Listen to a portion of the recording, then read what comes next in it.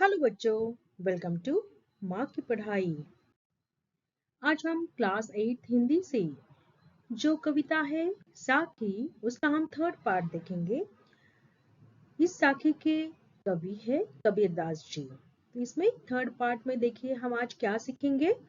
Conquer पाथर जोरी के मस्जिद लई बनाए, ताचड़ी मुल्ला बाग दे, क्या बहरा हुआ खुदाए। इन दो लाइंस के ऊपर हम इसका एक्सप्लेनेशन देखेंगे, शब्दार्थ देखेंगे और इसके ऊपर जो क्वेश्चंस बन सकते हैं उसके बारे में भी हम स्टडी करेंगे। ओके, तो चलिए।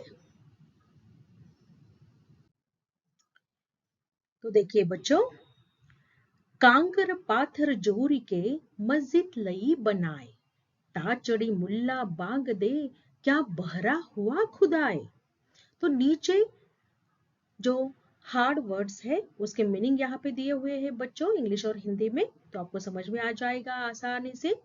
तो सबसे पहले हम देखते हैं इन दो लाइंस में कबीरदास जी ने उन लोगों के ऊपर व्यंग किया है जो पूजा पाठ एवं धर्म के नाम पर सिर्फ दिखावा करते हैं, यानी सिर्फ शो ऑफ करते हैं वर्शिप के नाम पर और रिलीजन के नाम पर। ओके, तो ऐसे लोगों को उन्होंने बहुत ही हार्श वर्ड्स में आंसर दिया है। तो वह कहते हैं कि देखिए फर्स्ट लाइन में क्या दिया हुआ है, कांकर। कांकर का मीनिंग होता है बच्चों कंकड़ यानी पेबल्स। पाथर, पाथर का मीनिंग होता है पत्थर यानी स्टोन्स। जोड़ के यानी जोड़कर। मस्जिद लई बनाए यानी हमने मस्जिद बना दी, मंदिर बना दिया। क्या क्या जोड़कर, कंकड़ और पत्थर जोड़कर, यानी कंकड़ पेबल्स और स्टोन को ज्वाइन करके हम क्या बना देते हैं, मस्जिद मंदिर बना देते हैं। पर आगे देखिए सेकेंड लाइन में ता, ता का मीनिंग होता है उसके ऊपर, यानी मस्जिद के ऊपर चढ़ी मुल्ला बाग दे। मुल्ला का मीनिंग मौलवी होता है, जो जैसे हिंदू लोग बच्चों मंदिर में जाते हैं पूजा करने के लिए, वहां पे पंडित जी होते हैं पूजा के लिए, वैसे ही मुस्लिम लोग मस्जिद में यानी मॉस्क में जाते हैं प्रेयर करने के लिए, और वहां पर मुल्ला होते हैं यानी मौलवी होते हैं जो मस्जिद में क्या देते हैं, अजान पढ़ते हैं।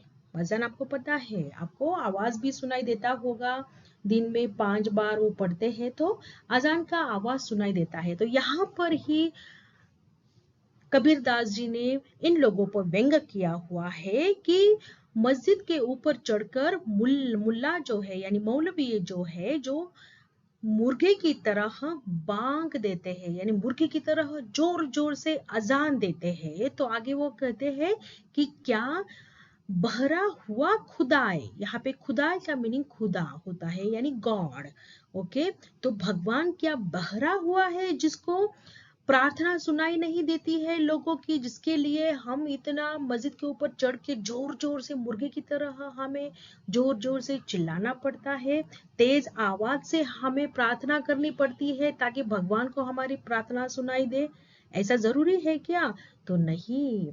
तो भगवान को पूजने के लिए, भगवान की भक्ति करने के लिए हमने हमारे अंतर्मन में भी ऐसे शांति से भी की ना बच्चों, तो भी भगवान तक हमारी प्रार्थना पहुंच जाती है। तो यहाँ पे कबीरदास जी सिर्फ व्यंग कर रहे हैं ऐसे लोगों के ऊपर जो सिर्फ धर्म के नाम पर, पूजा पाठ के नाम पर सिर्फ दिखावा करते हैं, सिर्फ शो ऑफ करते हैं। तो इसलिए वो भी यहाँ पे कहते हैं कि भगवान क्या बहरा हुआ है जिसको प्रार्थना सुनाई नहीं देती है, इसीलिए हम लोग इतना जोर जोर से मुर्गे की तरह बांग देनी पड़ती है, यानी इतना जोर जोर से अजान देनी पड़ती है। ओके, तो आई होप आपको यह दो लाइंस का मीनिंग समझ में आ गया होगा। अभी इसके ऊपर हम क्वेश्चन आंसर देखते हैं बच्चों, आगे देखिए। फर्स्ट क्वेश्चन देखिए, उपयुक्त पंक्तियों में निहित व्यंग स्पष्ट कीजिए। क्या व्यंग है, जो दो लाइन है उसमें क्या व्यंग प्रस्तुत किया है?